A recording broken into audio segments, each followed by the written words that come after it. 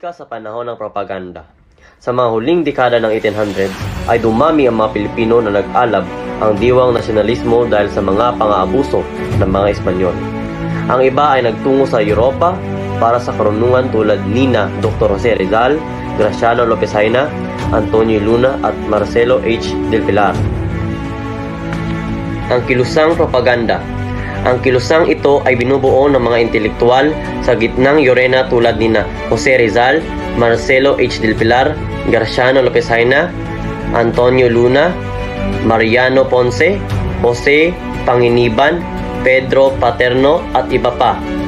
Paghinging, reforma o pagbabago gaya ng mga sumusunod ang layunin ng kilusang ito. Panahon ng propaganda. Ang dating diwa ng mga Pilipino na makarelihiyon ay napalitan na ng diwa makabayan. Ang tahimik na damdamin ay nahaluan na ng damdaming paghihimagsik at lantarang paghihimagsik at paghihingi ng pagbabago sa pagpapatabo ng Kastila at Simbahang Katoliko. Nagsilbing netsa ng pagkagising ng damdamin at paghinging reforma ang pagkapatay sa tatlong paring Sina, Gomez, Burgos at Zamora, nang walang sapat na katibayan.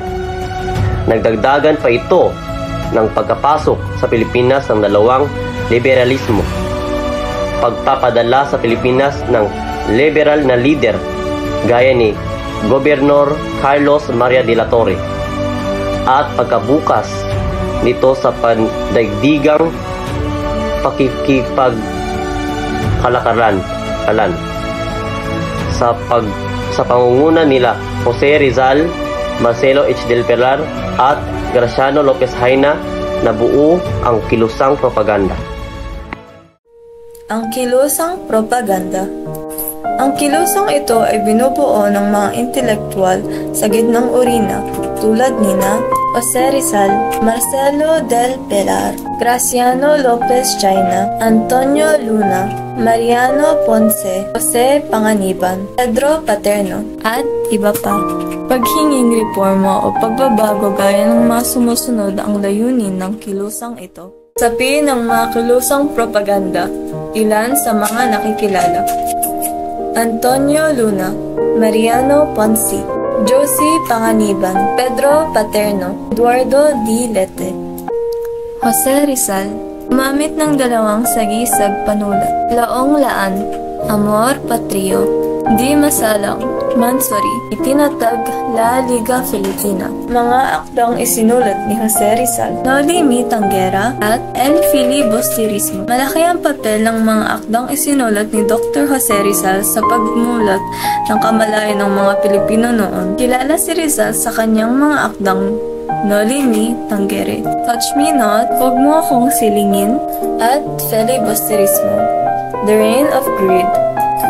Ngunit mulang pagkabatay, marami na siyang naisulat na mga tula, liham at sanaysay na naging inspirasyon ng mga Pilipino para simulan ang revolusyon at labanan ang pagmamalupit ng mga banyaga. Noli Me Tangere adaptation now playing. Wala bang napalitong sinuman? Sa tabi ng batis ay maraming kahoy. Dalhin mo rito. Gumawa ka ng isang talaksan at ilagay mo sa ibabaw ng aming mga bangkay. Pagkatapos ay silaban mo kami hanggang sa kami maging apo. Kung walang pumaritong sinuman, humukay ka rito. Maraming ginto. Kunin mo at mag-aral ka.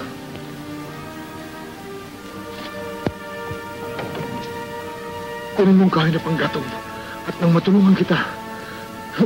Dali! Dali! El Filibusterismo adaptation now playing. Ipakipaglaban.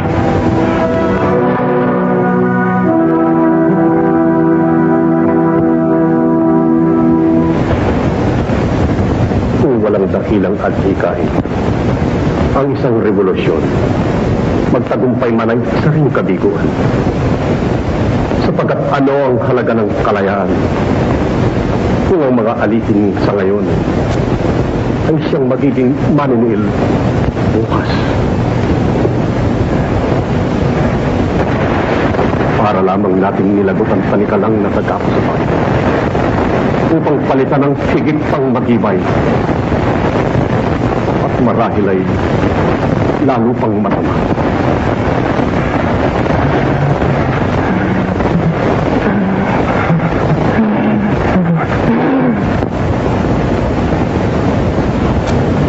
Sa aking mga kabata, ito ay patungkol sa pag-ibig ng isang tao sa sariling wika. Sinasabing na isulat niya ang tulang sa aking mga kabata noong 1869 sa gulang na 8 taon. At unang tula na ginawa ni Rizal, ngunit walang ebidensyang nagpapatunay nito.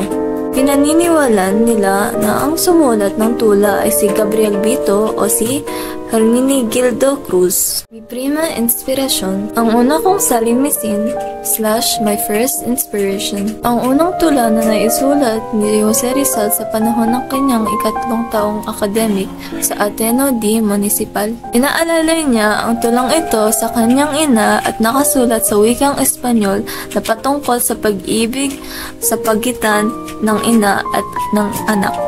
Sinabi niya rito na ang ina ang unang guro at unang inspirasyon ng isang anak. Filipinos dentro de 100 años. Ang Pilipinas makalipas ang 1 siglo. History does not record in its annal any lasting domination by one people over another, of different races, of different diverse usage and customs, of opposite and divergent ideas. One of the two had to yield and succumb. The Philippines had regained its long-awaited democracy and liberty some years after Rizal's death. This was the realization of what the hero envisioned in this essay. Ang kasaysayan ay hindi nagtatala sa mga salaysay nito ng anumang pangmatagalang dominasyon ng isang tao sa iba, ng iba't ibang lahi, ng magkakaibang pagkagamit at kaugalian ng kabaligtaran at magkakaiba ng mga idea. Ang isa sa dalawa ay dapat na magbungka at sumuko.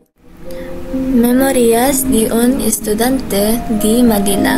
Ito ay aklat kung saan tinipon ni Rizal ang alaala ng kanyang pinagdadaanan sa buhay gamit ang sagisag ng P. Jacinto. Sa katapusan ay pinirma rin ang pangalan Mi Ultimo Adios, December 1896, My Last Farewell. This untitled poem is considered as the best celebrated poem by the national hero. Rizal's friend, Mariano Ponce, was the one who titled the poem Mi Ultimo Pensamiento, My Last Thought. Later, the poem was referred to as My Last Farewell, Mi Ultimo Adios. Mi Ultimo Adios, a brilliant creation, was assumed to be written the night before Jose Rizal's execution on December 30, 1896. As the dear visitors were leaving, Jose handed over to his sister Trinidad an alcohol cooking stove, a gift from the Pardo de Taveras, whispering to her in a language so which the guards could not comprehend, "There is something in it." That something was Rizal's unsigned, undated, and untitled poem consisting of 14 5-line stanzas. The Rizal family reproduced and distributed copies of it and sent copies to the hero's friends in the country and abroad. Noong 30 ng Agosto, taong 1850, ipinanganak ang bayaning si Marcelo H. del Pilar sa Kupang Bulacan, Bulacan na ngayon ay San Nicolas. Ang kanyang mga magulang ay sina Julian del Pilar at Biasa Gatmaitan. Nagtapos siya ng abogasya sa Universidad ng Santo Tomas.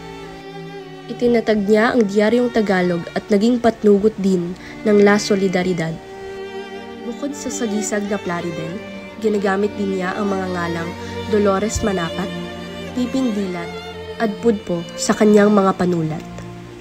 Namatay siya noong 4 ng Hulyo, taong 1876 sa Barcelona, Espanya. Naging katulong niya si Padre Serrano Lactao sa paglalathala ng naiibang pasyon at katesismo na kababasahan ng mga masasakit na biro sa mga praile.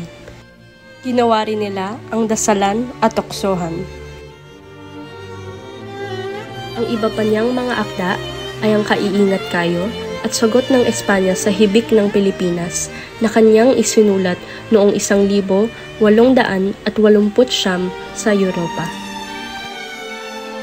Noong ika-18 ng Disyembre sa taong 1856, pinanganak si Graciano Lopez Haina. Si Haina ay kinilalang manunulat at mananalumpati sa gintong panahon ng panitikan at pananalumpati.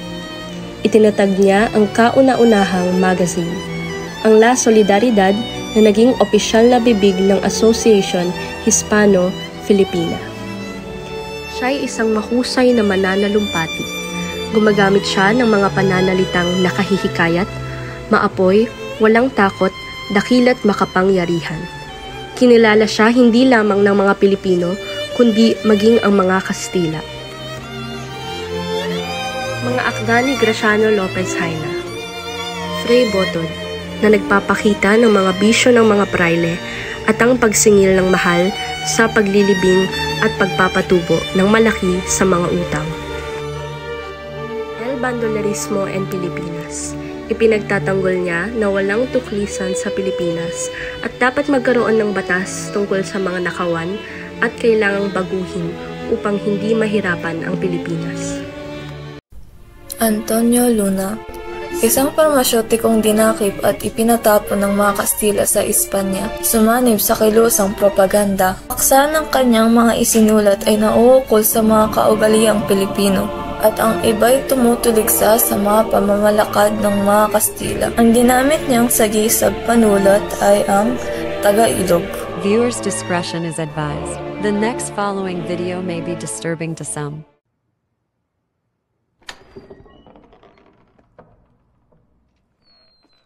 Señor Presidente, Mierda. Anong ginagawa mo rito? Yan din ang gusto kong itanong sa'yo. Pinadalhan ako ng telegrama ng Presidente, nasaan siya? Umalis na. Kanina pang umaga. Umalis! Bakit niya ako pinatawag? Anong klaseng pamahalaan ito? Baka nakalimot lang. Imposible! At ikaw, bakit ka nakaupo sa lamesa ng Presidente?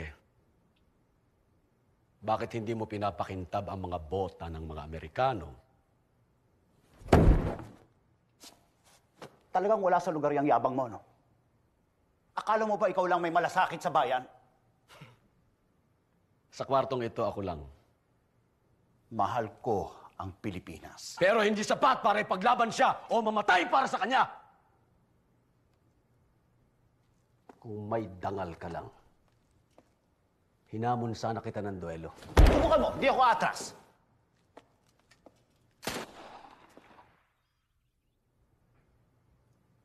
Punong-puno na ako sa mga marikas na yon.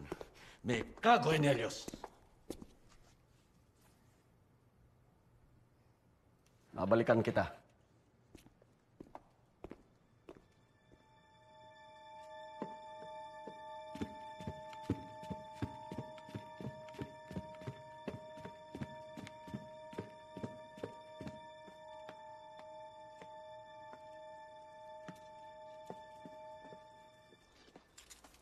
Sino ang tangang nagpaputok?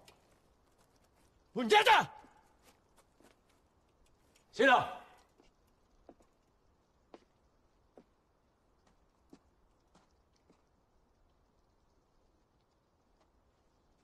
Di ba pinakulong na kita?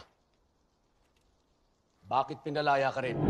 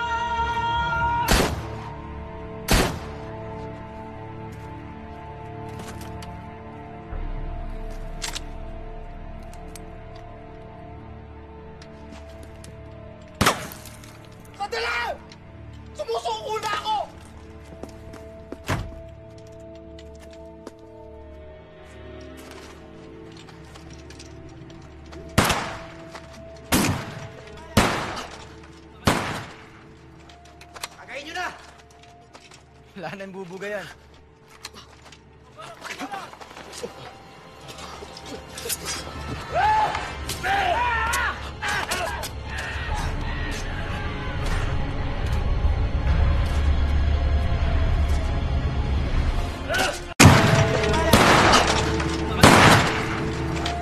Kagayin nyo na!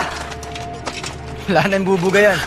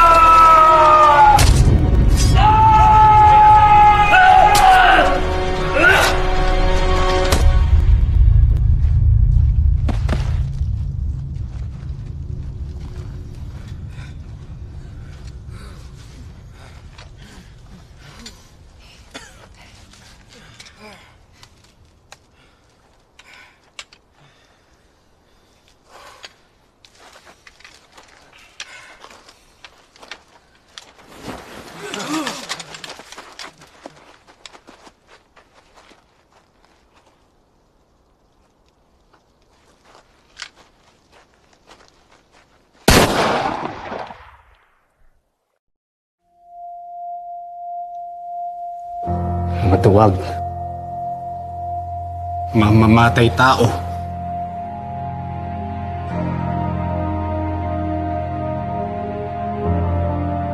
Hinarap niya sila ng mag-isa. Di wala akong maibigay na tulong.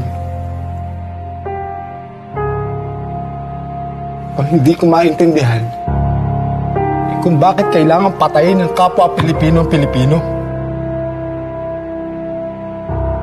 Pinatay na rin nila ang pag-asa para sa kasarinlan ng Pilipinas.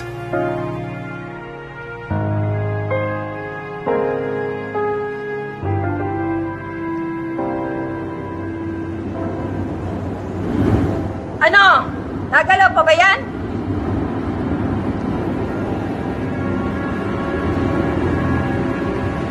Tama ang General. Ang totoong kaaway ng mga Pilipino ay ang sarili niya. Kaya tayo ang pumatay sa kanya.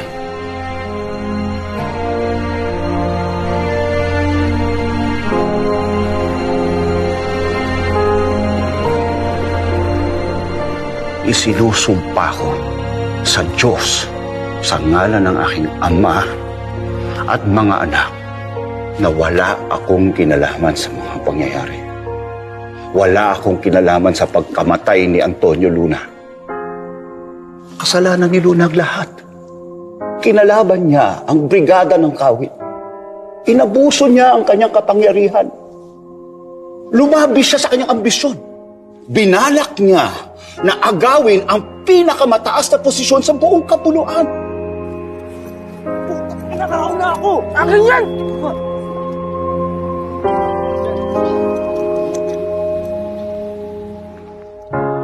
Puro kasinungalingan ang lahat ng sinabi ni Antonio Luna tungkol sa akin. Mahal ko ang Pilipinas. Tignan ninyo ang aking serbisyo pampubliko. Lahat ng pagpapakasakit, dinadas ko para sa aking bayan.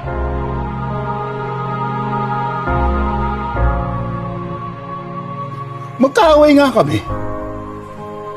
Pero hindi ko siya pinapatay. Huwag mo guluhin! Akin to! Tayo! Akin yan! Ito, ako nakakuha eh!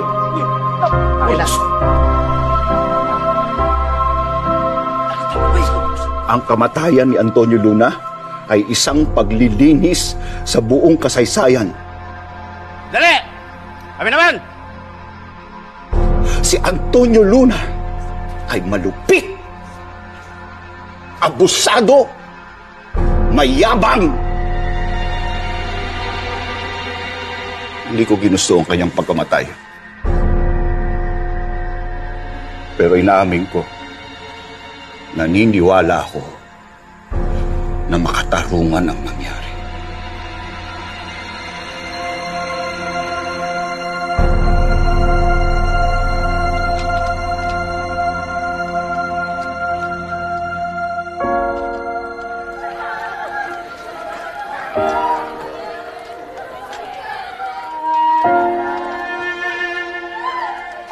Sandali!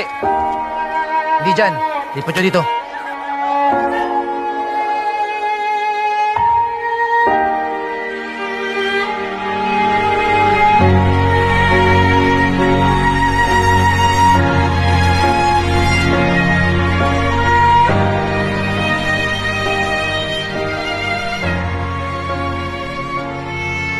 To war, to victory, to the home of the brave. Hear, hear.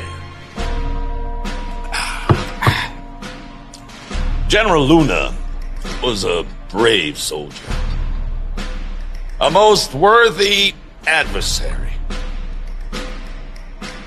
Had we met under different circumstances, I'm sure we would have been the best of friends. And yet, you killed the only real general you had. Right.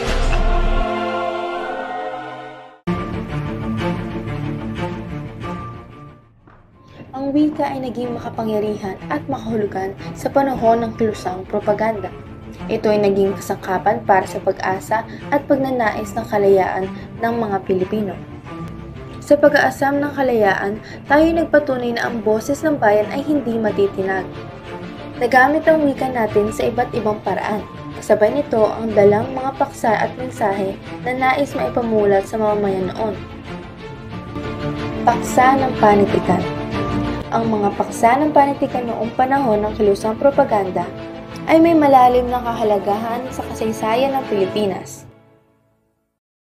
Panitikan tulad ng mga tula, sanaysay, at nobela ay nagbigay daan para sa pagpapalaganap ng mga ideya ng kalayaan at katarungan.